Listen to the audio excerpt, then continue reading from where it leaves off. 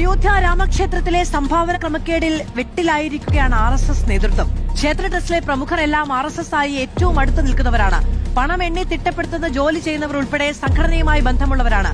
കോടിക്കണക്കിന് രൂപയുടെ ക്രമക്കേട് ആരോപണമാണ് ട്രസ്റ്റിനെതിരെ ഉയർന്നത്. ഇതിങ്ങനെ വരാൻ ഒരു വഴിയുമില്ലല്ലോ. ഈ BJP എന്ന് പറയുന്ന സംഘടന ഹിന്ദുക്കളെ രക്ഷിക്കാൻ അവതരിച്ചിരിക്കുന്ന ഒരു സംഘടനയാണെന്നാണ് ഇവർ തന്നെ പറയുന്നത്. മറ്റാരുമല്ല, ഇവർ തന്നെ.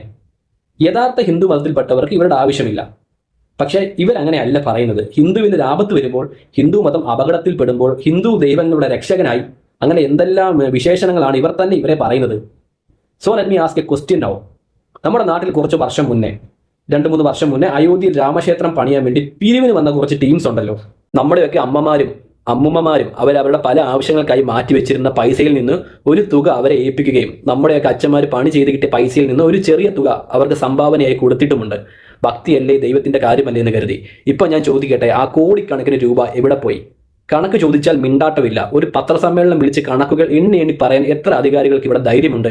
എത്ര പിരിച്ചു, എന്ത് ചെയ്തു എന്ന് പറയാൻ? ഓരോ ദിവസവും അവിടുന്ന് ഓരോ വമ്പൻ സാമ്പത്തിക ക്രമക്കേടിന്റെ വാർത്തയാണ് പുറത്തു വരുന്നത്. അതും UP ഭരിക്കുന്നത് ആരാണെന്ന് കൂടി ഓർക്കണം കേട്ടോ. 200 കോടിയിലധികം തട്ടിപ്പ്, ഭക്തർ കൊടുത്ത സ്വർണ്ണക്കട്ടികളും വെള്ളിക്കട്ടികളും. അടുത്ത കോമഡി എന്താണെന്ന് വെച്ചാൽ, ഈ ലോഹങ്ങളിൽ തീർത്ത ശ്രീരാമന്റെ പാദകങ്ങളടക്കം പോയിട്ടുണ്ട്. പിന്നെ ഭൂമി ഇടപാട്, ടെൻഡർ തട്ടിപ്പ്, അങ്ങനെ ലിസ്റ്റുകൾ നീളുകയാണ്. ആരും ഒന്നും മിണ്ടില്ല. പല ഹിന്ദുക്കളെ സംരക്ഷിക്കുന്ന നേതാക്കന്മാരും ഇപ്പോൾ ഉറക്കത്തിലാണ്.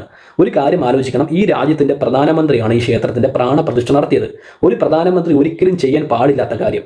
അങ്ങനെ ഒരു ക്ഷേത്രത്തിൽ ഇത്രയും ക്രമക്കേട് നടക്കുമ്പോൾ പ്രധാനമന്ത്രിയും ഉറങ്ങുകയാണ്. നമ്മൾ ശരിക്കും മണ്ടന്മാരാണ്. ഭക്തി എന്ന് കേട്ടാൽ വീടിന്റെ ആധാരം വരെ പണയം വെച്ച് കൊടുക്കും.